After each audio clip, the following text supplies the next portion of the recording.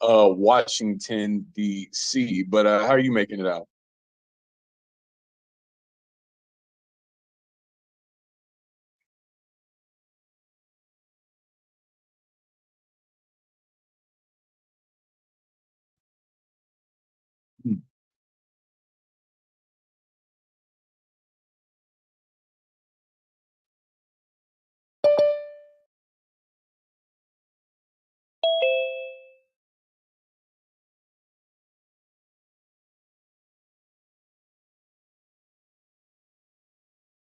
Yeah, for sure. I mean, honestly, it can be hard to know whether we're even going to have a spring or if we're just going to go straight into summer. I mean, with climate change, I remark to people all the time that since I moved to DC, which has been about 10 years now, I mean, the winters have gotten increasingly mild and we don't even see as much snow and things as we used to. So on the one hand, I can enjoy the fair weather, but also kind of a broader concern about some deeper things. But I believe our guest has joined us today, and we are very happy to be joined by Jacquie Cervantes of the Honduras Solidarity Network. Jacquie, thanks so much for joining us. Thank you for having me. Hi to both of you. Hey. Absolutely. Great to have you on, Jacquie. And there's been a very significant development here as it pertains to Honduras, as former Honduran President Juan Orlando Hernandez was found guilty of drug trafficking by an American jury. This is after a 2-week trial that took place in a Manhattan federal court. Now, of course, Jacquie, in his time as the president of Honduras, I mean, Juan Orlando Hernandez was frankly a puppet of Washington. I mean, unleashing just a vicious program of neoliberalism that really ravaged the people of that country. But I was hoping you could help us understand a little more about just who is Juan Orlando Hernandez and what brought him to this point and what seems like a pretty considerable fall from grace, if that's even an appropriate term to use. Yeah. Well, Juan Orlando Hernandez is a longtime Honduran politician from the ultra right-wing party, the National Party. And he comes from more of a politically elite, small landowning ranchers kind of family in one of the provinces. But his rise to power really comes with his association with the coup d'etat in 2009, supported by Washington, D.C., and by every administration, Obama, Trump, and early Biden, for sure. So he was very powerful in the party, and he was president of the Congress in the Pepe Lobo regime, which was the coup regime installed by an election, a very problematic election that the State Department forced Honduras to go through with in 2009, right after the coup, when the army was in the streets, the army was at the ballot boxes, they forced this election. And that's where you see him really rising to power. In 2013, he won, and I put that in quotes, the election for president in another very problematic election in which there was widespread fraud. And actually, through this trial, we've heard even more about that 2013 election, in which witnesses testified that the cartels, the Sinaloa cartel, other narcotics dealers gave Juan Orlando Hernandez lots of money for the 2013 election. And they participated in intimidation and suppression of the opposition vote to him in 2013. He technically won that election, but it was obvious fraud and a lot of intimidation of voters. And then he went on in 2017 to illegally run for another term, completely against the Honduran Constitution, which limits how many times the president can run, which is only once. And there he won again with a very violent, widespread, like blatant fraud. I was there as an observer in the 2017 election, and I can tell you, it was tremendously violent. People were killed in order for him to impose himself on the Hondurans again. And again, through all of this, he was supported by U.S. administrations, and the State Department in particular was very active in supporting him and defending him against all of the alarm bells that we were all ringing all these years ourselves in the solidarity movements, human rights organizations in Honduras and in the U.S., and even some U.S. Congress people and senators had started sounding the alarms that he was a bad man and that he was corrupt and violent and should not be supported. But they supported him right up until he couldn't pull off another illegal term in the election of 2021. And by that time as well, some of the cartel trials in the Southern District of New York with the El Chapo, the Sinaloans, and others had started to talk about Juan Orlando Hernandez and Pepe Lobo, another of the coup government leaders. And it became just impossible for the U.S. to support him again. So they had to back off the support. And there was an overwhelming victory of the left wing opposition party in the election in November of 2021. And Juan Orlando Hernandez was subsequently shipped back to the U.S. under an extradited to the U.S. for his trial. All through the U.S. claimed he was a big partner, their partner in the war against drugs, their partner in the war against Venezuela and Nicaraguan influence in Honduras and Cuban. All the way he was defended by the State Department and 3 administrations. Wow. Vicki, when or how did... Yeah, for sure. Oh, you can't hear And me? I'm also curious, Vicki, about sort of what you think this development with Juan Orlando Hernandez sort of means about that chapter of Honduras's history and politics, and what it might mean for the people there today. And in reality, I mean, how is it that someone can be so favored by Washington one day and, you know, be convicted of drug trafficking charges the next? You know what I mean? Right. Well, I think in Honduras, of course, this is what we're calling a sliver of justice. He did so much damage to the Honduran people and the country of Honduras that, you know, people, of course, are happy to see him convicted. But these 3 charges related to drug trafficking and weapons charges are barely the tip of the iceberg of all of his crimes in Honduras against the Honduran people. And that's one thing that I think the people in Honduras are not going to forget at all. And they want more justice. They want him to be held accountable for all of the human rights and crimes against humanity he committed.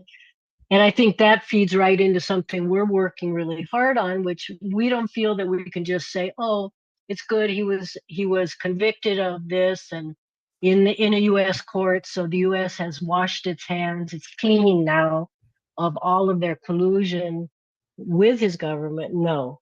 We think that what's really important now is for us to take on the question of an investigation, what was known, when it was known, and what were the behind the scenes actions of the US government in support of the coup d'etat and both narco regimes, especially Juan Orlando Hernandez. So we have demands for an investigation, declassification of documents. We want the truth to come out, and then we want accountability for the US government actors in this. We also want reparations for some of the emblematic cases where people were injured by the US, the DEA massacre of the people in the Mesquite as the war on drugs, which was helped by Juan Orlando himself, but ended up killing indigenous Mesquite individuals.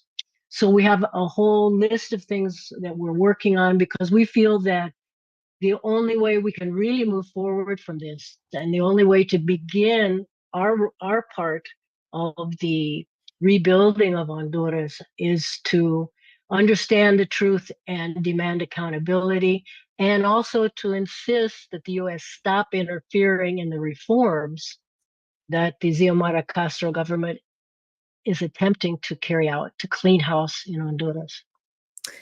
And Vicki, I do wonder, we heard about the Cobras police unit in Honduras that was also supported by the U.S.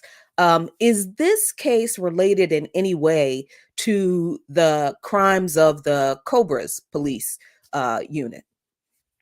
Right. That's a really good question because, as you say, the Cobras were a special police force that the U.S. trained, supposedly vetted, and while it was technically under the control of Juan Orlando Hernandez and the government, there's no doubt that the U.S. was the key player in the Cobras. During the trial, there were some references to the Cobras in some examples of criminal activity, but I think that that's one of the areas that we need a lot more information and a lot of declassification of documents and testimony looking specifically at what the Cobras were doing. Also, the military police of the PMP, the military police that Juan Orlando created, which were not directly under the U.S., but certainly the U.S. supported them, is another police force that we need more information on what they were doing. I should point out the former head of the National Police of Honduras, Carlos the Tiger Bonilla, was a co-defendant of Juan Orlando Hernandez in this trial, but at the last minute he pled guilty and we don't know the details of what kind of agreement was made with the state's attorneys, the federal state's attorneys in the Southern District, but he supposedly would have been naming names and talking more about what was going on. Also important to know that we have quotes from U.S. officials referring to Carlos Bonilla as our go-to guy or our go-to man in Tegucigalpa for the war on drugs. Now it comes out very clearly, as many of us talked about, that he was up to his eyebrows in illegal criminal activity with the cartel. Yeah, and I'm also wondering, Vicki, how do you think this sort of factors into Washington's sort of overall plans for Latin America? Because, as you say, I mean, we've talked about the history of Juan Orlando Hernandez and the things that are being attempted to try to, address some of the damage of that period by the Xiomara Castro government. But it seems that sort of broadly in the region that in recent years, we've seen a kind of wave of progressive and left-leaning governments in Latin America, but we also seem to be in a period where that's in something of a retreat. I mean, I'm thinking of, Javier Milei in Argentina and things like this. And so sort of when we talk about that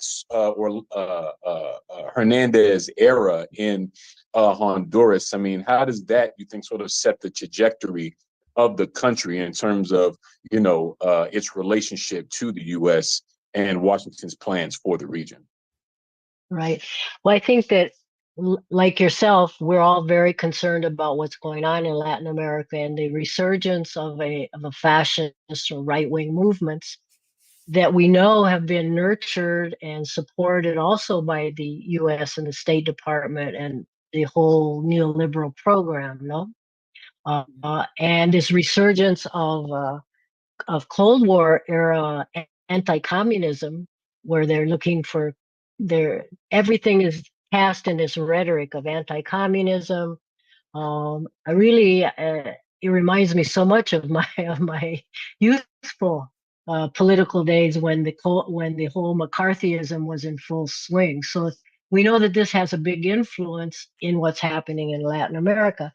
And what we've seen when it comes to Xiomara Castro's attempts to undo and dismantle the Juan Orlando Hernandez narco state, that the U.S. positions, and the State Department, and through the lawyer, Laura Dogu is the lawyer, is pretty much all statements criticizing the government for their attempts to reform, and in many ways backing 100% the ultra right wing in Honduras that is even calling for coups. And while the U.S. has not called for a coup in any way, they have held meetings. The Foreign Relations Committee held a meeting under a very conservative representative from Florida that invited only the ultra right wing of the Honduran parties to this hearing, mostly to talk about how Xiomara Castro is a communist and leading the country to disaster. So I say all this to raise an alarm, really, that there's great risk, and I think the U.S. is a very active player. The U.S. different administrations, different Congress and senators, the State Department, in trying to get rid of all the progressive governments, any government trying to stand on its own sovereignty and make reforms that serve the poorest of their population. And that certainly includes Xiomara Castro. You know, Vicki, the Central American and Latin American states, CELAC, issued a call for the Americas to be a zone of peace, to be free of imperialist aggression, interference, war, and, you know, just so the people can live in peace. And they declared that zone of peace a few years ago. The Black Alliance for Peace has joined on to that call. There is, you know, an ongoing campaign for the zone of peace.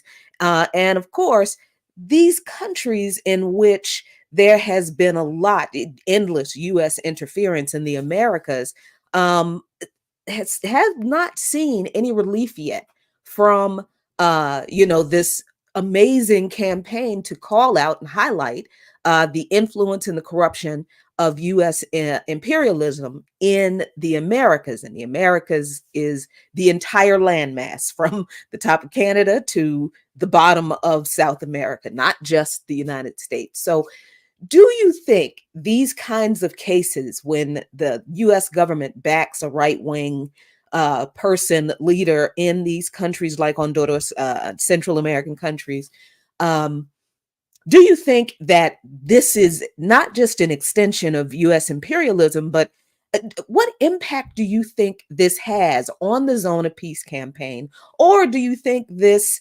is a result of the effectiveness of the Zone of Peace campaign, where now more people are aware of the U.S.'s, people outside of the country, I should say, of the U.S.'s involvement in their countries. So now the U.S. has to clean up their dirty work a little bit better because of the attention that this campaign has focused on U.S. involvement in the region. Yeah. Well, I think that the campaign is a really strong one, the Zones of Peace, and it's been really gratifying to see it, you know, gaining strength. I think that for most people in Latin America, of course, they've long been very familiar and very aware of the U.S. interference in their countries and the attempts of the U.S. to control what happens in their countries. So I tend to think that the U.S. may be not reacting so much to the fact that people now know, because people have always known, but indeed reacting to this, to a newly organized, growing campaign. And I think that also, but I can't forget the fact that the U.S. has itself continued its campaign against Venezuela, against Nicaragua, against Bolivia, against any progressive or even slightly progressive and independent government, against AMLO playing both sides in Mexico, where they are friendly, but they're also always pressuring him. The same in Brazil with Lula da Silva in Brazil. So I think these kind of campaigns are what we need. We need to grow these campaigns because I think in many ways the right wing is on a big offensive. And I think U.S. imperialism is backing up that offensive, and that's what we're seeing when we look at Argentina, for example, and even in Chile and other countries. You can see the pressure that they're getting to go more and more right, which in some ways they are sliding slightly to the right. Absolutely. Well, we want to thank you so much, Vicki, for joining us today. Always great to have you on. Thank you so much. Always great to be on your show, and I hope that a lot of folks are listening to you. Good to see you back. Absolutely. Good to see you. Definitely. Thanks. Take care. And I have to correct myself. That was CELAC is the Community of Latin American Central American States. Sorry about that. Right, right. Yeah, and Jacquie, I wanted to switch gears a little bit to talk about the local solidarity movement for Palestine here in the DC area. And I know that recently there have been some local activists and organizers that have confronted the DC Council about a ceasefire resolution. So I was hoping you could tell us more about this resolution and what it's been like trying to bring this to the attention of DC Council. Yeah, so I guess I shouldn't be surprised at the intransigence of Phil Mendelson, the chairman of the DC City Council. He's not. I don't have favorite politicians, but if I did, he would not be one of them, certainly. So as we've been seeing on social media, Sean, a lot of cities across the country, I think Philly passed a resolution. I think San Francisco or a city in California did. I think I saw another city passing ceasefire resolutions. So the city councils in the United States are now being pressured by their citizens to pass resolutions to demand that the U.S. government, the federal government, issue a ceasefire or demand a ceasefire and stop sending arms to Israel. Because what's the point of demanding a ceasefire and sending aid, that paltry little bit of aid that the U.S. sent, when you're still going to give the people who are committing genocide weapons, and you're going to keep giving them $3 billion a year so that they can have free health care, but we can't get it. So we've been, I know that Reverend Hagler, who has a show here on WPFW on Wednesdays, I believe, and he is also my former senior pastor and my good friend. He certainly didn't retire because he organized this effort. And the Hagler's he does this kind of stuff all the time. A few years ago, when the DC City Council, when we put a resolution on the ballot to raise the tipped minimum wage for service workers in DC, the people voted to raise the wage, and Hagler was instrumental in getting that resolution on the ballot, spearheading that campaign of educating the people, gathering a coalition of service workers and business owners to get together and push this resolution and educate people. So the resolution passed. Oh, but what did the city council do, Sean? Under Phil Mendelson, what did they do? Phil Mendelson and the city council held a press conference and said basically that, well, yeah, they know that the people voted to raise the minimum wage for service workers, which is like $2 and some change an hour, by the way, because thanks to Herman Cain and the, Restaurant Workers of America, that's his lobbying firm, something like that. But Herman Cain was the one who lobbied Congress for restaurant and service workers to have a lower minimum wage than other workers. And of course, this is so restaurants don't have to pay them as much. And they tried to do this thing. Well, this is why you should tip them. They should live off tips. Yeah, that is not working. So the city council, directed by Phil Mendelson, overturned the vote to raise the tipped worker minimum wage in DC. Mostly Black and Hispanic working class and poor people work these jobs. So the city council was just like, they didn't know what they were voting for, and just overturned the vote. So Mendelson is not a popular guy in a lot of places in New York, in Washington, D.C., but mostly because of that recently. So Hagler did what he has always done. He got together this coalition of people, building off of his decades of reputation as a man of faith and as an organizer. And there have been 3 actions at the city council thus far, and I participated in the I think this was the second one this past Tuesday, where apparently the coalition gave the city council a budget, not a budget, a resolution, a ceasefire resolution, a draft ceasefire resolution they could work with. Mendelson has said from the beginning that he is not ever going to bring a ceasefire resolution to the DC City Council because, in his opinion, passing a ceasefire resolution is of no consequence to the genocide. This was the first time I think I have ever protested inside the city council. I've been to the hearings, I've done the testimonies and that kind of stuff, but I've never, like confronted the city council. So, I'm sitting there, I'm waiting for Hagler to give me the signal because I was supposed to break the ice and start the wave of disruption. But what happened was we go into the city council. There are 3 members of the city council there. Mendelson is one of them.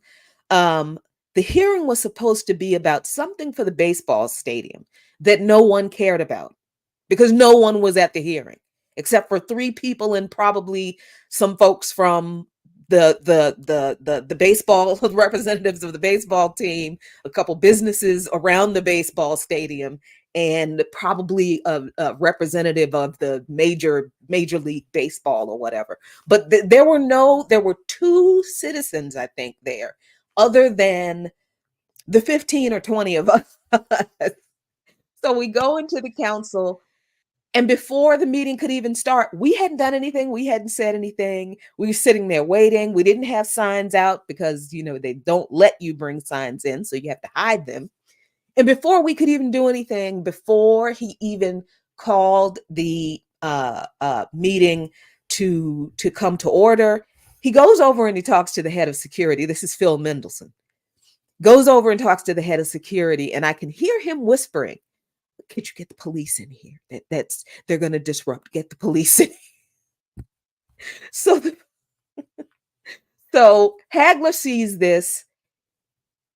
All the cues and the planning go out the window. He goes up to Mendelson when Mendelson goes back to his seat, and he is asking Mendelson, "So you're just going to call the police on the residents of this city?" Because everyone in the coalition is a resident of DC, because obviously we're disrupting the city council and we can't have Maryland residents in there or people from Virginia, right? So every member of the DC Ceasefire Coalition is a member of DC. They voted for, or they have voted in elections in DC. They are constituents of the city council. But when people went up to Mendelson and asked him why he was calling the police into the city council where we hadn't done anything, we were just sitting there waiting.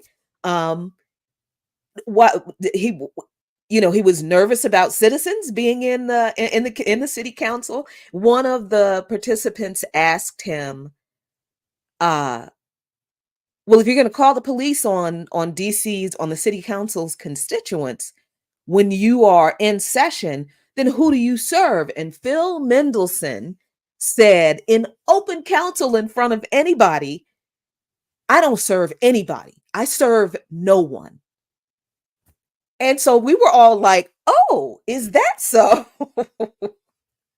and that's when Hagler turned around and said to everybody in the room, "What do you think of that, y'all? Do you like that? Is that a good..."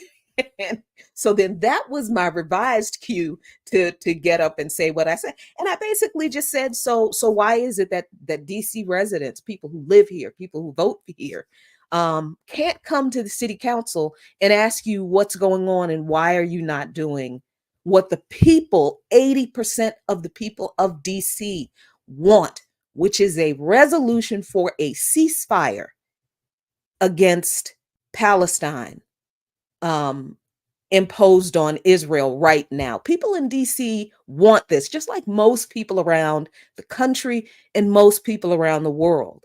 But according to the meetings that the Ceasefire Coalition has had with Phil Mendelson, and I'm sure that Hagler can tell the story better than I can on his show. And maybe we should have him on because he's had a lot of conversations with these folks, Sean. And this is the thing about local organizing that I think people don't have an insight to, right, unless they're involved in it. That before, if this is done correctly, on a local level, before you start confronting politicians, at restaurants, at their house, you do try to have conversations with them. You do reach out to them first. And, that because that is Hagler's MO. He knows these people. He's worked with them for a long time. He's a long time DC resident himself. So there were several meetings had with members of the city council to talk about the resolution, to get their position on a ceasefire resolution. And so there is some support in the council, but as long as the chairman, Phil Mendelson, refuses to bring a resolution, which, remember, he was given a draft of by the ceasefire, DC Ceasefire Coalition, that he refuses to bring to the floor of the council, then as long as Mendelson doesn't want the resolution to be brought to the floor, he won't bring it unless the people and the other members of the city council who want the resolution brought to the floor pressure him to do it. So that's what we're doing. We've had meetings with them. We've gotten their feel on the individual council members' feel on passing a resolution. And now, after we've had the meetings, we've, been polite, we've been diplomatic, we've given them a draft resolution, which I understand the city council tried to publish their own draft resolution that Mendelson also is not going to bring to the council. And it wasn't published publicly. It was just sent to the members of the coalition that met with him at first. And because it wasn't public, it wasn't shared with everyone. So I have not actually seen the text of that resolution that was released by the DC City Council. But I'm told by several members of the Ceasefire Coalition that it was a very both sides bilateral ceasefire. If Hamas releases the hostages, then Israel has to cease fire, that kind of thing, which we weren't going to agree to because that's not what the people agreed to. So when that resolution was emailed to everyone, I think midnight, right before midnight on Sunday or Monday night, then that's when the decision was made. Okay, we are disrupting the council because Mendelson is not, he is not going to release this. So that's how that went. We were all, I think there were maybe 25 of us, 25 of us. We entered in waves into the council chamber. We were mostly disruptors. Some people just held up signs, and that was great. In the third wave of people, my lovely friend, sister in Christ, and my original kidney donor, Bridget Ruzan, fellow member of Plymouth Congregational Church and the Board of Social Action, as a member of the third wave, painted her hands red and just sat in the council meeting and held her red hands up. And because she wasn't standing up or disrupting or saying anything, she couldn't get escorted out of the council chamber. So she just sat there during the whole meeting with her hands held up. and that was fantastic. So although our goal was to shut down the city council for the day, we did achieve our goal, our other goal of showing up and making Phil Mendelson and the DC City Council extremely uncomfortable, because he was very angry. So that means we just intend to do it again. So stay tuned. Yeah, for sure. And, I really want people to understand the weight of what Jacquie is saying here on a number of levels. I mean, we're here in Washington, D.C., the nation's capital, right? And so the U.S. tells the whole world that it is the ultimate shining example of democracy and things like this. And Jacquie raised the issue of this vote, this popular vote on raising the tip minimum wage here in DC. And I was here in DC when that happened. And literally, the local government told the people of DC to their faces that their vote did not matter, that the clear opinion that they showed in support of raising the tip minimum wage was simply being disregarded because of some arbitrary thing or because of some technicality. I think it shows the reality of so-called democracy here in the United States. What I call a tortured democracy is what it is. And the fact that that sort of blatant violation of democracy happened in the nation's capital, I think tells us something about how politics are unfolding in the U.S. in general.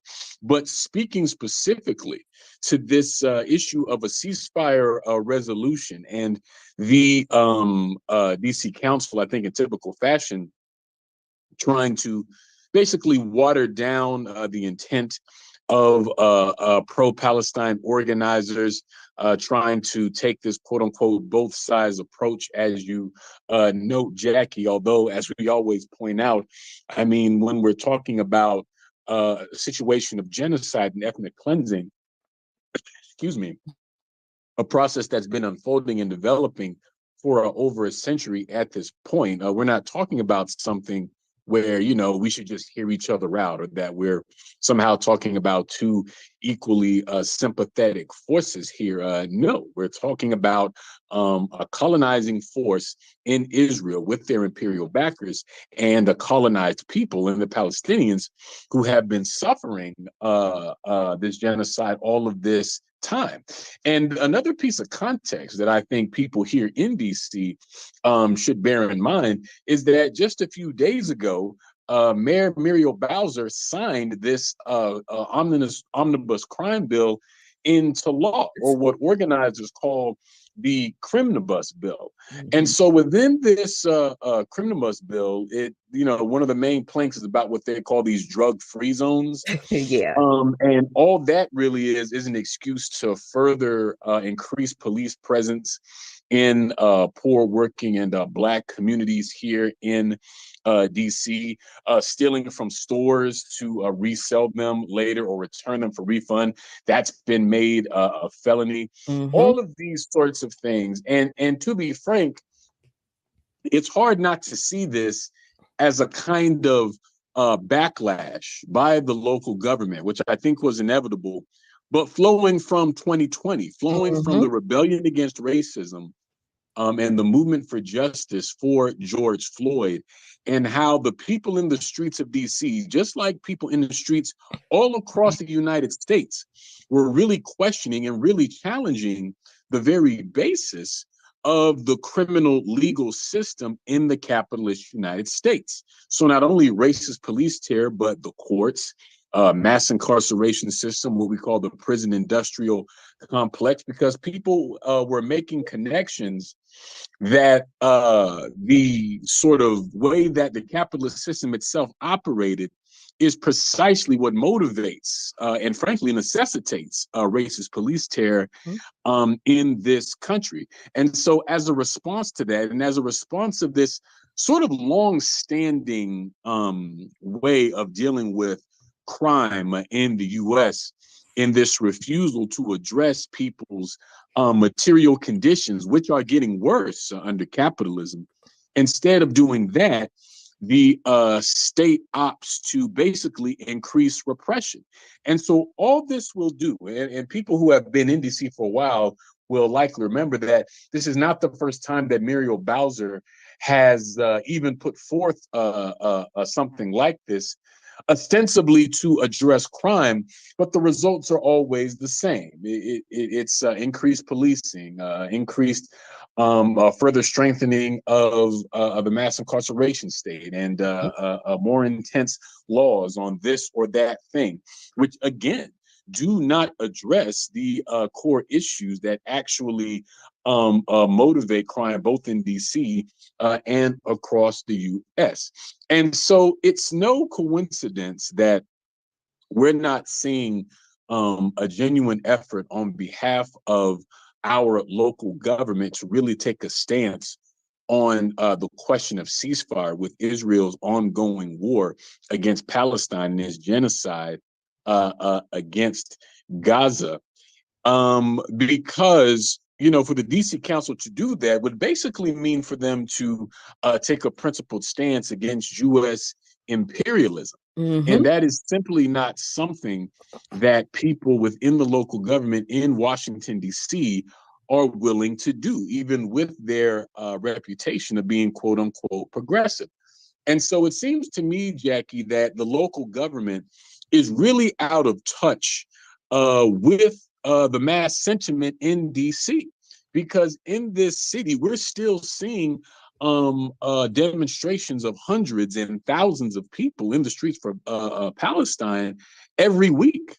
You know what I mean? And of course, DC is also the city that saw demonstrations of 500,000 back in November, and in January, there was another mass demonstration for Gaza of 400,000 people. And so the sentiment, both locally and nationally, around calls for ceasefire or clear, but the DC Council is out of step with this. And it seems to me, Jackie, that that's not a coincidence, but in reality is just a reflection of both the class and political character of the DC government. Oh, absolutely. I mean, if and I encourage people who live in DC. I know people, you know, have so little faith or interest in the government and what they do, because it's clear that the government in this city and certainly this country doesn't have any interest in you know, how we're doing and what we need. But I still encourage people who are DC residents to attend some of these city council meetings. You don't have to even go in person, because they have them online now. And you know, it is good to be aware of what your local government is doing, because, you know, I realized that, I think for the first time, how, maybe not for the first time, but I think for the first time up close and almost tangibly, you know, how absolutely corrupt some of these people are. Now, there are people on the city council who absolutely want a ceasefire resolution passed. They're in support of it. They want a resolution passed, and they want to do what's best for people in this city. But there are people on the council like Phil Mendelson who believes, he honestly believes that for the city council to take up a ceasefire resolution, it's too controversial and it's inconsequential to what happens in Gaza. You know, it's just he just doesn't think that the city council deals with international issues. That's what he said. And then there is Matthew Fruman, who's the Ward 3 council member, who said that he would not support a resolution unless it determines what happens with Hamas after a ceasefire. Now, Sean, let me get this straight, because this doesn't make any sense. And I'm hoping you can make some sense of it, because it doesn't make any sense to me.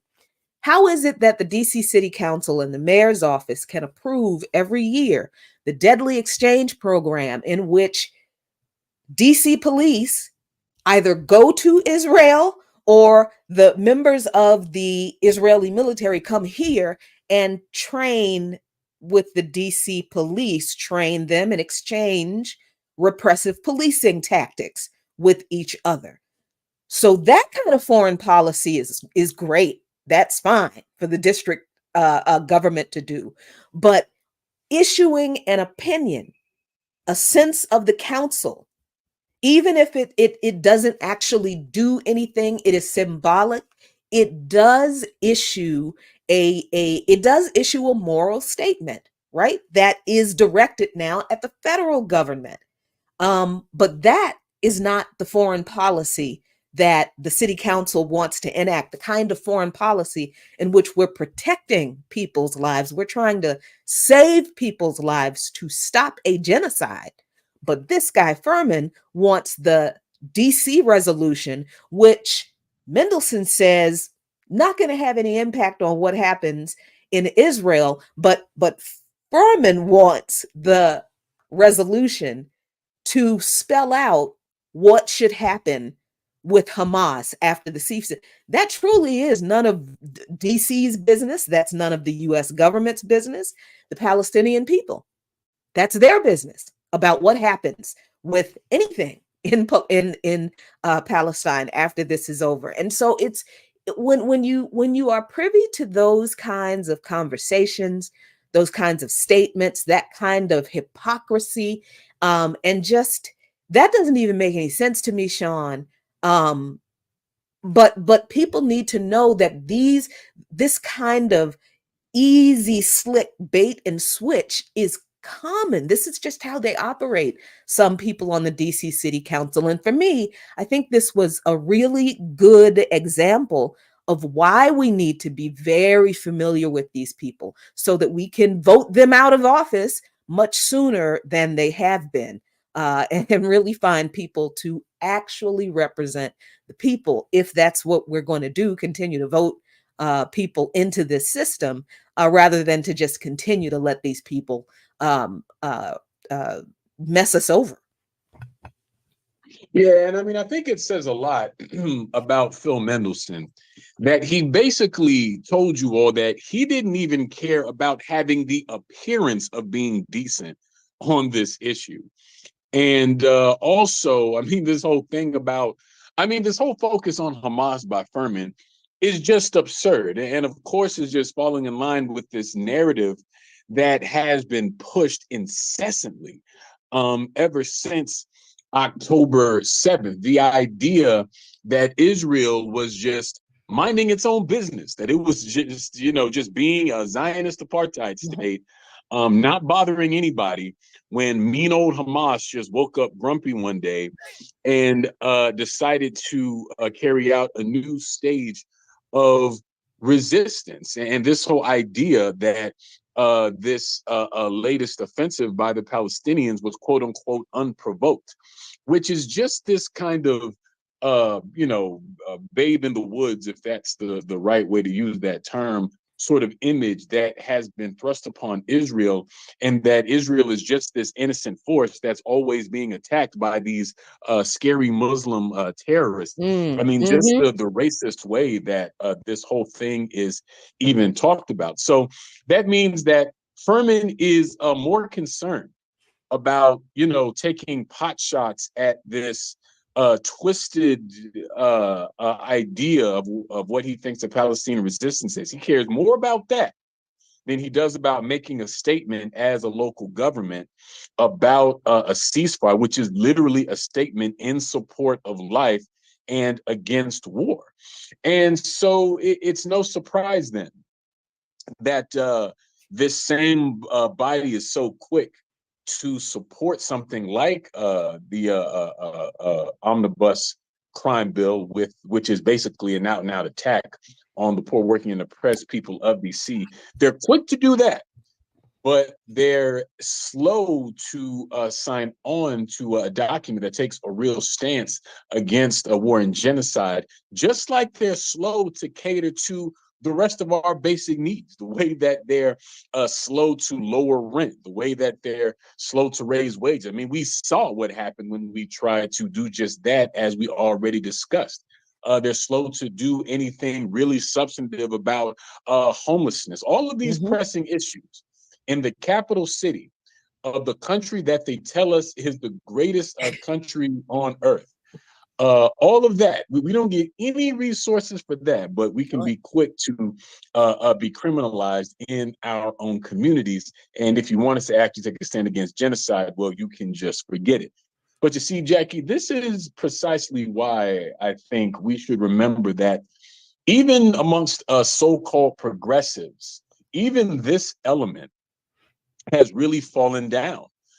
As it pertains to the issue of Palestine. And it really shows us, I think, the limits of political discourse here in the US, to where, you know, to be critical in even the slightest way of US policy in support of apartheid Israel is met with such attack and with such vitriol.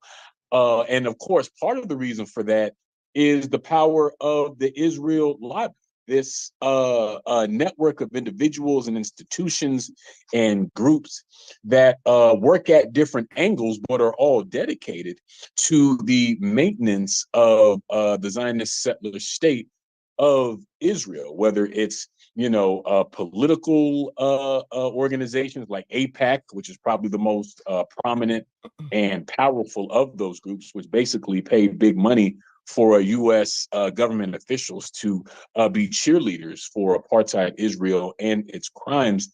And then there are groups that work on the land settlement aspect. I mean, just so many things that we could speak to in that way. But that has such a hold and such a power on politics in the U.S. because of the value that Israel has for Washington in the Middle East. Mm-hmm. That's what puts us in this kind of situation. And I wanted to emphasize that, really, just because I think some people get it confused that Israel wags the dog of U.S. politics, or that Israel controls politics inside the U.S. Well, this is simply not the case. It's just the fact that Israel understands its value to the U.S. government very well, and uses that to sort of further entrench itself and its own interests, which of course run counter not only to the interests of the Palestinian people, which are subject to genocide, but frankly, it runs counter to the interests of poor working and oppressed people all over this earth. And that's not an exaggeration. I think we really have to understand, Jacquie, that the plight of the Palestinian people and it is directly tied to the plight of the struggling people on the earth, because of the fact that Israel itself is so crucial to U.S. power, not only in the Middle East, but all over the globe, because of how geostrategically important the Middle East is, and of course, because of the natural resources that the region has. And so I think factoring in this local aspect of things, Jacquie, should not only further enhance our local organizing, but further deepen our organizing efforts in general, both nationally and internationally, to continue to fight to free Palestine. Yeah, absolutely. And just, you know, the organizing that I'm seeing happening like this all over the country, where, you know, people began responding to an international issue and focusing on that issue. But then people started to turn around and look at their local governments and say, wait a minute, what are y'all doing? And started to focus on their local governments. And that's perfect. That's exactly what we need to happen, because now what I see happening, Sean, is people extending this issue, not just, you know, to ending the genocide against Palestine, but actually engaging with the history and having conversations about, all right, so what is the answer now? And people are talking about, you know, the one secular state with equal rights for everyone. And they're talking about colonization. Of course, they're talking about settler colonialism. And now they're starting to make connections between what's happening to Palestine and what's happening in the global South, what's happening on the continent, what's happening here in our communities here. So the kind of organizing that we're seeing with this focus on local governments in pushing these local ceasefire resolutions that might be, you know, performative, that some people say they are, but they really are a good way for people to learn how to engage their local government, to get to know their local government members, and to finally have a sense that we have the power to influence these people that we voted into office, Sean. Absolutely. At least on Well, a that's local gonna level. absolutely. Well, that's gonna do it for today here on Darker Than Blue on WPFW Pacifica Radio, Washington, D.C. I'm your host, Sean Blackman, here with Jacquie Lukeman, and we will see you next time. Peace.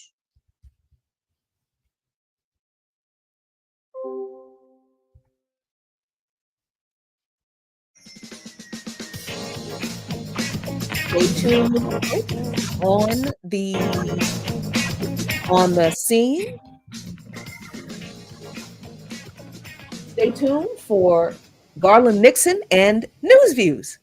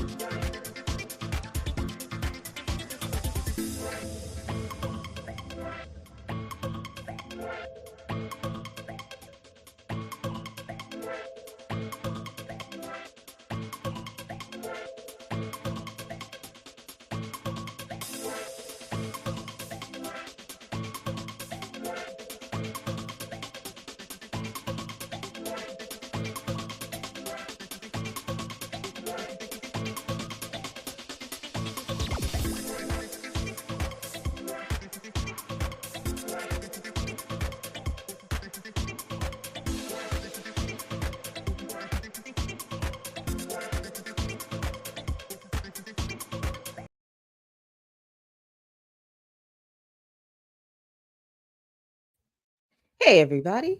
I have returned. What's going on? Good to see you all. Thank you for hanging out in the overtime with me a little bit. I'm not going to be on for a long time tonight because I have a meeting at 6:30, and I don't know who would do that to me. Make me have a meeting at 6:30 on Friday night, but okay. Anyway, good to see you all. It's been a week. I've been very busy. And I've actually been really productive too, which is very interesting. I've had a kind of rough couple of weeks, kind of getting used to some new body stuff, new hormonal stuff. Just so much fun. And I'm not going to complain because I'm still alive. I've got this new kidney and all of this is just kind of a part of it. So I'm just managing and trying to stay busy and all that kind of good stuff. So let's talk about a couple of things that I am seeing in the news that are kind of interesting, I think. I think the first thing I want to talk about is, oops, no, I don't want to do that. Oh, no wonder. This attempted TikTok ban. This is very interesting because this is not old, right? That this is not the first time the US has tried to ban TikTok. Go away. This is CNN Business, and oh, that's an interesting little. No, let's do this. And let's share the screen. Da-da-da. That's not okay. There we go. All right. So the US government has been trying to ban TikTok for at least, what's it been, almost 2 years now since, what was it, before or after the spy balloon fiasco? And when the US first tried to force the parent company ByteDance to sell TikTok, or China to sell ByteDance to the US, it was only because the US was waging a propaganda war against China. And they still are, but now they're using Palestinians' ability to post information in real time about their own genocide onto social media sites like TikTok to document what is happening to them, because the US and Western media are not reporting what's happening to them.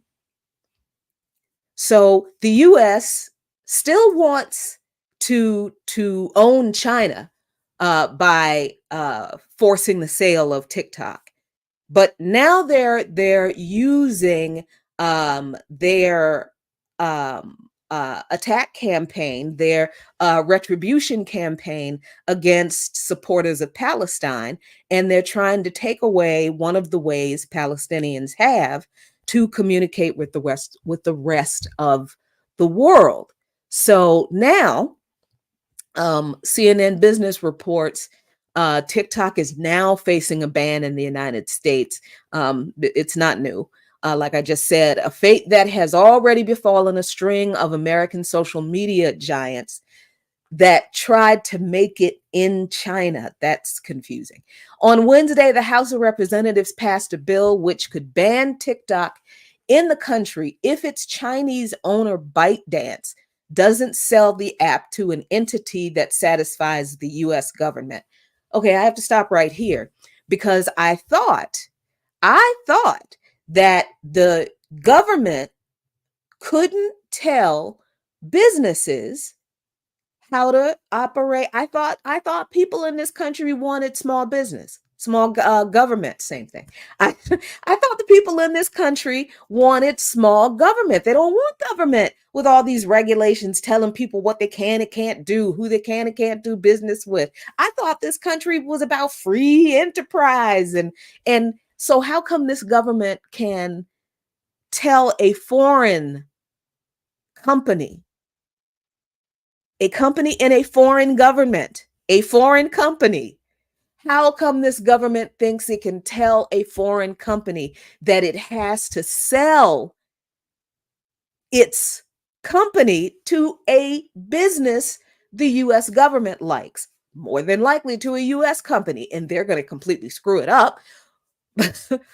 But it doesn't have to be a US company. It can be any other company that is a friend of the US government and an enemy of China and Palestine now. Yeah. But democracy though, freedom.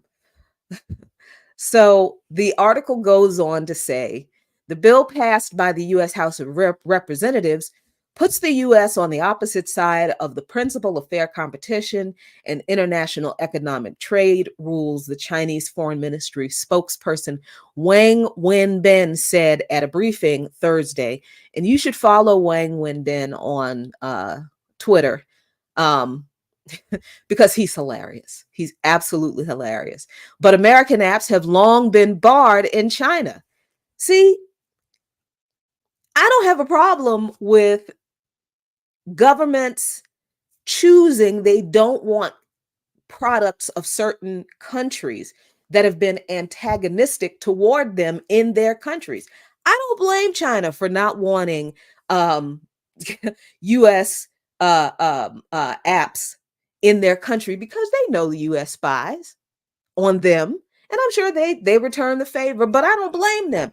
And if the U.S. didn't want Chinese apps in the U.S., okay, fine, so ban them.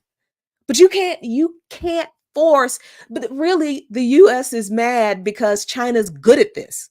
They're good at technology and apps and making money, actually. And not only making money, but making money and taking care of their people, where the U.S. government is just good at stealing stuff. Yeah. So the article goes on to say, American apps have been long barred in China. Beijing currently blocks most U.S. social media platforms, including Google, YouTube, X, Instagram, WhatsApp, and Facebook, because they refuse to allow the Chinese government's rules on data collection and the type of content shared. And I don't want people to get confused about that because what the media is trying to say here is that China wants to collect all of this data from their users that the U.S. is not going to allow. Nobody on this planet collects more data than those apps that China blocks. Nobody collects more data than any Apple product, than Google, YouTube, X, Instagram, WhatsApp. Facebook has all of your information, all your kids and your grandkids' birth dates. So you should demand that they should at least send them a birthday card or something. Put a little something in the envelope for the kids since they, have all the information. That's all that is. They're blaming China for doing or for trying to do what the U.S. does all the time.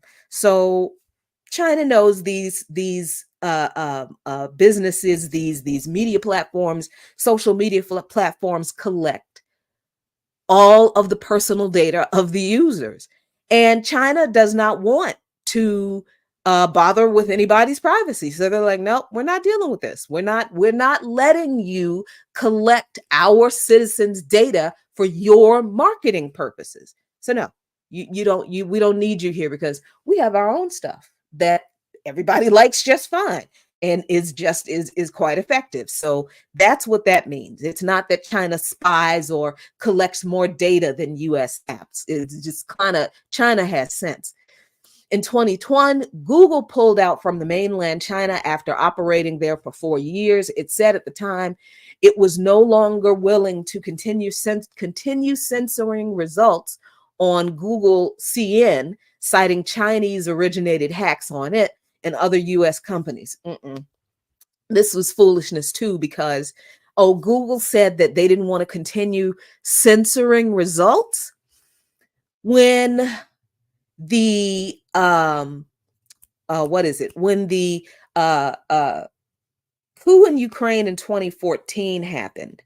You could Google Nazis in Ukraine, fascists in Ukraine, and get articles from U.S. outlets, New York Times, U.S. News, the Atlantic Council, all other the Washington Post, I think Time Magazine, the LA Times, all of these U.S. publications, Politico, that had articles about Nazis, neo-Nazis, and fascist groups in Ukraine between 2014, 2015, 2016, maybe up to 2018, maybe up to 2018, 2019.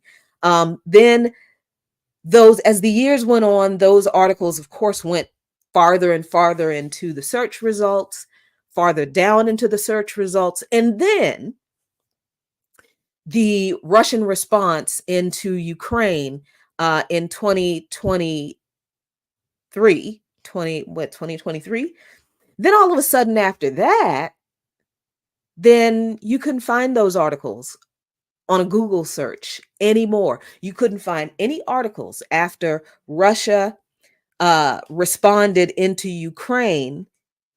After that, all of the articles mentioning and citing Nazis, neo-Nazis, fascists in Ukraine, all of them disappeared. And this is from Google. They censored their search results. They took all of those results out of their search results so that you couldn't find them anymore. Even sometimes if you went to the website of the publication, some of them even took those articles down.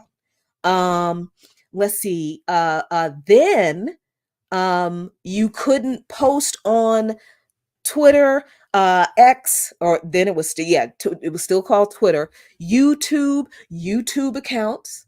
Remember the YouTube accounts that got canceled, that got deplatformed because people were factually pointing out that the situation in Ukraine is not an unprovoked attack by Russia, but it is a US and EU and NATO-backed proxy war using Ukraine to provoke Russia.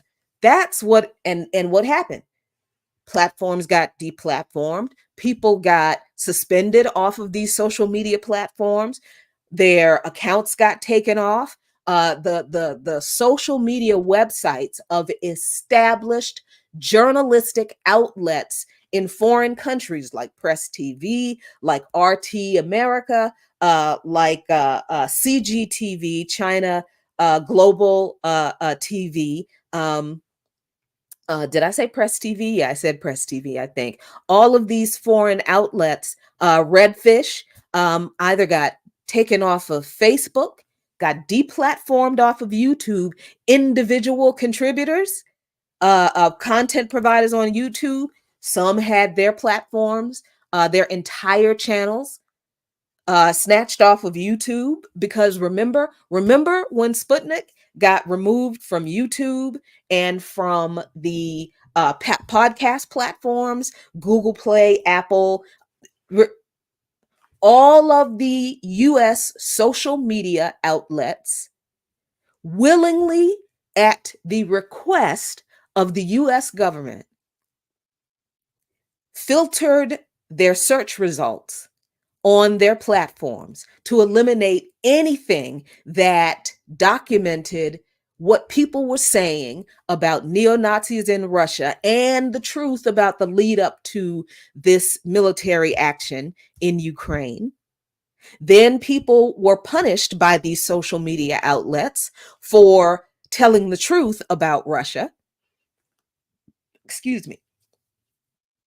And people were punished too, willingly punished, for telling the truth by these social media outlets. And then, of course, after Russiagate, because that's what that was all a part of, then when the genocide in Gaza starts, then the same thing starts happening to people on these social media outlets and in real life too. Because, well, it happened then too, because people got fired, students getting expelled, campus organizations that are anti-imperialist, anti-war, and pro-Palestine being shut down on campuses, all this kind of stuff. People's reputations being smeared. So when these companies talk about, they don't like Chinese repression of social media, they're bullshitting. That's hypocrisy, because no one is more repressive of the information that is provided through these social media platforms than the social media platforms themselves. So this is some garbage too. Uh, let's see.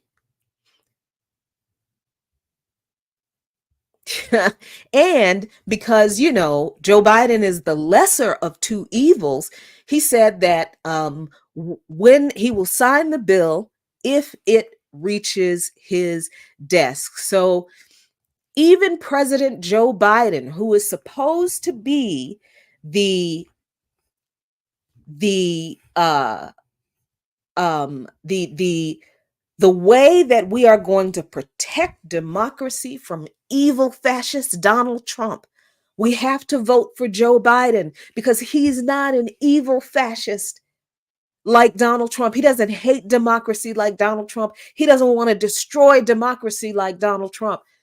Yeah, Mr. Democracy Joe Biden is going to sign a bill to ban TikTok in the US if the Senate now votes for it and it reaches his desk. That's democracy for you.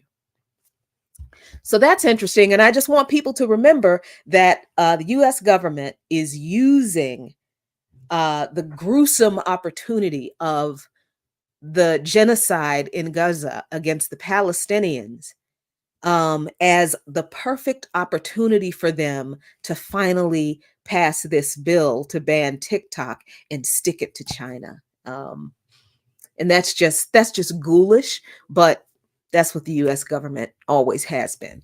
So there's that. And then this is another piece of news. Israel is up to its usual shenanigans. And I got to tell you, I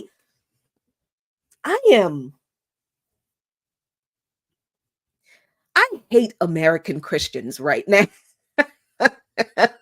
Especially the evangelical ones. I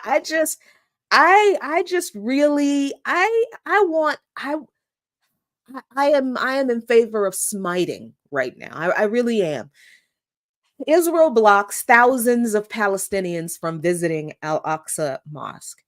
Israeli authorities have tightened restrictions for Palestinians traveling to Holy Mosque from occupied West Bank, adding to tensions.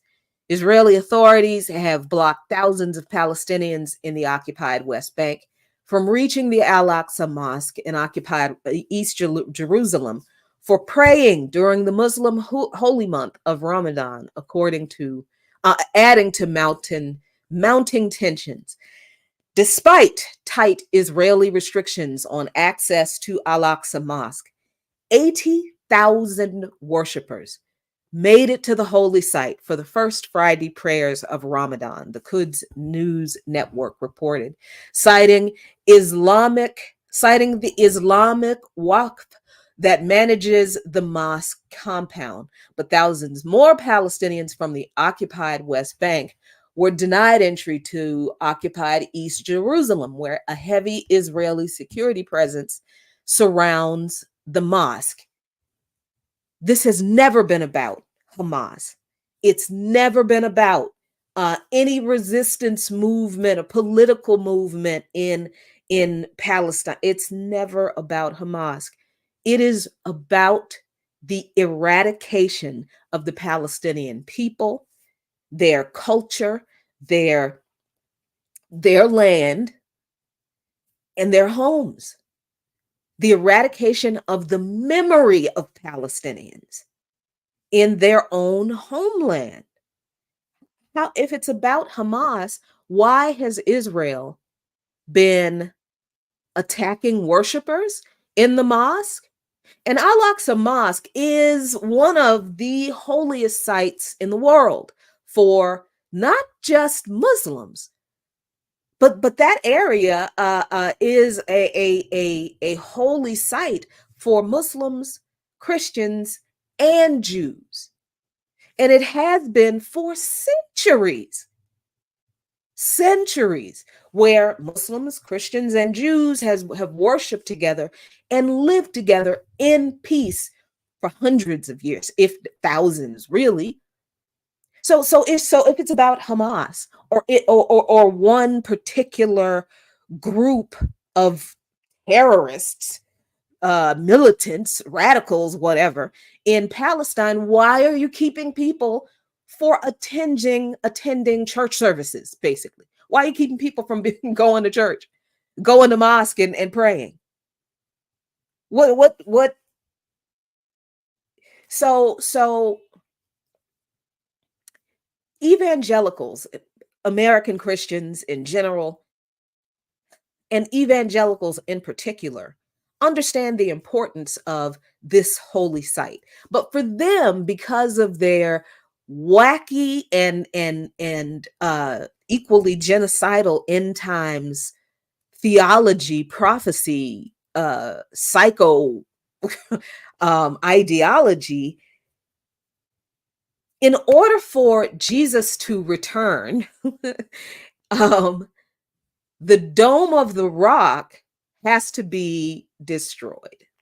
That's what all this is about. This is all about, and for Zionists, they just want to destroy the Dome of the Rock because Al-Aqsa Mosque was built, I can't remember the year, but it was built during one of the reigns of Muslims in Jerusalem, in which Jews and Christians who were exiled by the Orthodox Christians who ruled before were welcomed back into Jerusalem. The Muslim rulers who defeated the Orthodox Christians, the Crusaders, basically. Yeah. Defeated the Crusaders, who exiled and slaughtered Jews, Muslims, and Christians who were not Orthodox Christians in the Holy City. And so when the Muslims came in and defeated the French Crusaders, they welcomed back all of the people who were exiled. There were Jews, Muslims, and Christians who were not Orthodox, because the French Crusaders, the Pope at the time, Troy? Well, I can't remember that Pope's name, but the Pope at the time said that Jerusalem had to be cleansed of the infidels. The infidels mean unbelievers. And the unbelievers were anyone and everyone who was not an Orthodox Christian. So that meant Jews, Muslims, and Christians who were not Orthodox. And what that specifically means is Christians who were not a part of the Catholic Church, right? So they're Protestants. So this was the relationship that Jews and Muslims and Christians, Protestant Christians, have had for centuries, thousands of years. And this tension between this idea that Arabs hate Jews and this war between Jews and Arabs, you know when that started happening. It started happening before 1948, a couple of years before 1948, when the British, who occupied Palestine at the time, decided that they had the right to give Palestine to European Jews who were fleeing Nazi Germany. No colonizing power has the right to give land that belongs to another people that they are colonizing to another entity. That's number one. And the entity that represents a group of people who are being persecuted, yes, but that entity, through their persecution, doesn't have the right to persecute another group of people in order to steal their land. That's what Israel did. So Israel, the Zionists decide that instead of living peaceably with Palestinians in Palestine, they decided that, well, if the United Nations was going to give us more than half of the land, control of more than half of Palestine, without asking the Palestinians if this was okay with them. And when they presented them with this 55% partition of their land going, and the majority of it going to the Palestinians, going to the Zionists, the Palestinians said, wait a minute, this is our land, and you're giving someone else majority control of our land. We're not going to go for this. We'll take 55% and they can have the rest. And that's fine. We can work with that.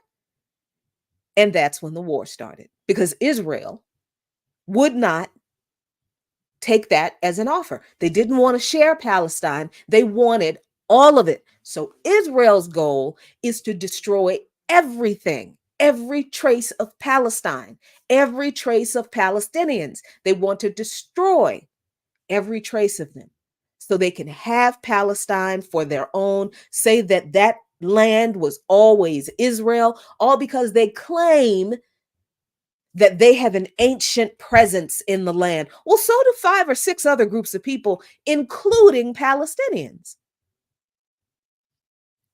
So this is what's happening now, and this is not the first time it has happened. Zionist soldiers have literally gone in to the mosque while people were praying, throwing flashbang grenades, carrying out raids, assaulting people, destroying relics in the mosque, and all of that.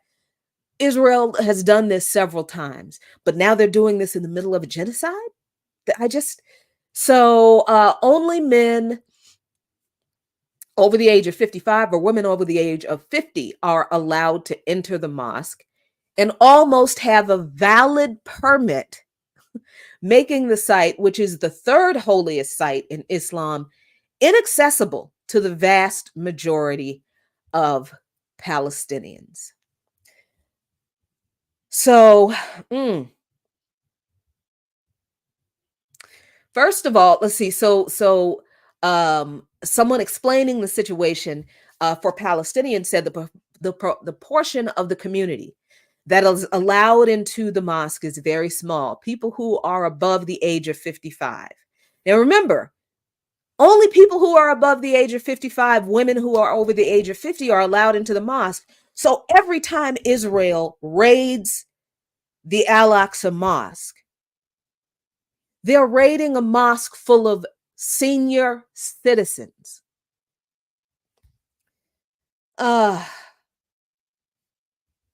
He said the person who, Mustafa Barghouti, the Secretary General of the Palestinian National Initiative, he said that they have to go through a hard process to enter the holy site. Imagine having to go through this if you want to go to church in this country.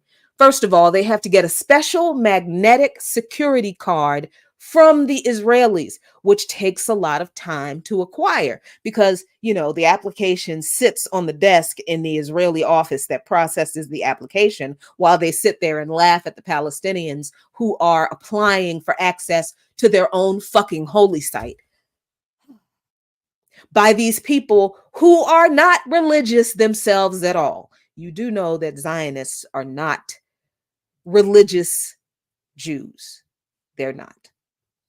So, Mustafa goes on to say, not everybody can get it, and many people are deprived from it, the Palestinian official said. So they also have to get a permit. This is a separate one from the Israelis directly. These complications prevent many people. He said the situation was creating more tension because many people are angry. The tension inside the mosque is very high because of the Israeli restrictions, beating of the people, and provocations. Remember, these are senior citizens who are allowed to enter this mosque. So the Israeli army is beating the shit out of old people. He says, I expect there will be trouble because of all these provocations. Whenever I see these videos, I always watch because they really are beautiful. The dedicated Cintas service reps will provide. Of course, I always remember the stories that Abdus told me, who he never did get to go to. Oh, email, great. meeting is pushed to 10 minutes. Fantastic. Yay. Who never went to who never made his Hajj, and that's the pilgrimage, and he wanted to. But he did talk about prayers during Ramadan, evening prayers during Ramadan being a very beautiful and extremely enriching spiritual, and just a community, um, and soul enriching, and very joyous occasion. So, and Abdus was the person who got me kind of addicted on listening to people chant the prayer. I can't remember the word for prayer. It just goes in and out of my head. But just the sight of people, and I don't care who it is, getting together to be in community with each other, to share a spiritual experience, to share a meal after that experience. Because, it's interesting. The three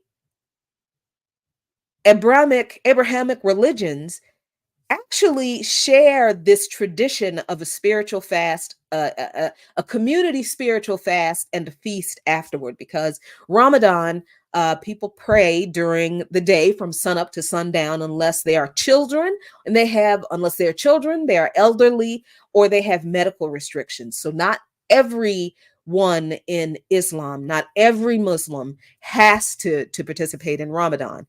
There are exceptions. The fasting is from sunup to sundown, with praying 5 times during that period of fasting. And then there is a breakfast in the morning that is high protein, very dense, to make sure to keep you full for most of the day. And then there are the prayers in the evening to break the fast, and the community meal that is usually held at the mosque or an Islamic community center, or a community place where literally the Muslim community gets together, and it's a big old potluck dinner where the community gets together and everyone breaks fast together, and it's a beautiful thing. But the same kind of thing is done in the Jewish faith with the Passover dinner. That's pretty much the same thing. It's a very similar thing. And for Christians, I would imagine, because we swiped our traditions from pagans because of the establishment of certain holidays by Constantine. So we just adopted a bunch of pagan stuff, but we have sort of that tradition too. You could look at Lent as that sort of kind of tradition, with giving up things. A lot of times people do fast during Lent, and people be fasting during Lent. They be scaring me, because they be fasting with no meal in the morning. They don't get up early and have a meal before the sun comes up. They just be fasting all day. And I'm like, I am not that kind of soldier. I'm eating. So I got to eat, get up early in the morning, have my protein enriched, dense, carb enriched breakfast, do my fasting, and then have my meal in the evening. Or some people will do this thing called a Daniel fast, where basically it's clean eating, but they're also they also don't eat sugar, candy, I think it's meat, and maybe bread, that for 30 days or however long the fast is. So that's where the Daniel fast come from. So it's very interesting that when you look at the 3 Abrahamic religions, and you look at the traditions, some of the traditions, isn't it weird how you can find a tradition that quickly and that simply that is similar across the 3 allegedly different faiths? So if the three faiths are not that different, and in Palestine, if the three faiths lived together for thousands of years in peace, what is all this? What is the basis for all of this horror that Israel is carrying out in genocide? If this other thing is true, well, the basis is that Zionism has nothing to do with Judaism, has nothing to do with the Jewish faith, nothing. And Judaism is a religion, by the way. Okay, number two. Number three, Zionists don't want to get along with other groups of people. Zionists, like all settler colonialists, like all white supremacist settler colonialists, they want to control, they want to own everything, they want to command, and that's what they want. They don't want to get along with anybody. Zionists don't even practice a lot of the Orthodox Jewish faith practices and traditions. You know, Theodore Herzl was pretty much an atheist, right? He didn't believe in God at all. Just, you know. So that's what's going on in Israel. And it's just, I really feel like this Ramadan is going to be incredibly bloody. And I do feel like the man who was quoted in the article is saying that Ramadan worship this year is going to be, I have a sick feeling about it. And it's, this is a very, very difficult and trying time, but I swear, if you ever want to know, if you have ever wondered, gee, what would I be doing during slavery? What would I be doing during the Nazi Holocaust? What would I be doing during the Congolese Holocaust? What would I be doing? What would I be doing during the Maafa? Whatever you're doing now, that's what you would have been doing then. And that's why all these things happened, because a whole lot of people were doing exactly what a whole lot of people are doing now, which is fucking nothing. So I got to roll, y'all. I got to get my meeting on. Thank you so much for joining me. Next week, guess what? Dr. Linwood Tawheed will be back, our favorite economist. Another episode of Black Economically Speaking will air tomorrow. Not tomorrow. Goodness. Friday. Tomorrow is not next Friday. Next Friday on here on Lukman Nation. So good. Very glad that's happening. Remix Morning Show, Tuesday, Wednesday, Thursday of next week. There might be a broadcast or two from me. I don't know. We'll see. You just got to stay tuned to Black Power Media and subscribe if you haven't subscribed, so you can get a notification for every time someone goes on the air, uploads video. There's some special content for patrons only. Oh yes, and you can support Black Power Media on Patreon at patreon.com/Black Power Media. But you can also support me, Jacquie Lukman, in Lukman Nation on Patreon at patreon.com/Lukman Nation. And you know what? Since I am now on WPFW, Sean and I are with Darker Than Blue, which you just watched before this show. WPFW is a listener-supported station. And if you can find it in your heart to contribute to WPFW, to become a sustainer, to support WPFW throughout the year, you can do that anytime. And I'm asking you to please to support the radio station that gave me and Sean another chance to do what we love to do. And you can do that by going to WTFW89.3.org and going to the pledge form and contributing whatever your heart's desire is. And you can also spread those payments out over 12 months and become a sustainer. We would really appreciate that. I got to go. I will see you next week. I hope you all have a fantastic weekend. We are going to have a fantastic and busy weekend, a lot of work to do. Look out for some information, some activities from BAP. Oh, Sunday, March 17th, there's an international coalition to stop genocide in Palestine, global call for action. Let me see if I can open the... of course you're not going to open for me. Let's go. Let's see. Nope. I don't know why this always happens. All right, let me see if I can get this for you, at least so I can drop it in the chat. Let's see. There we go. There we are. So at least you can see it. So on March 17th, hope you can see it well, there's an international coalition to stop genocide in Palestine effort. And this coalition, the Black Alliance for Peace, was a co-founder of the coalition.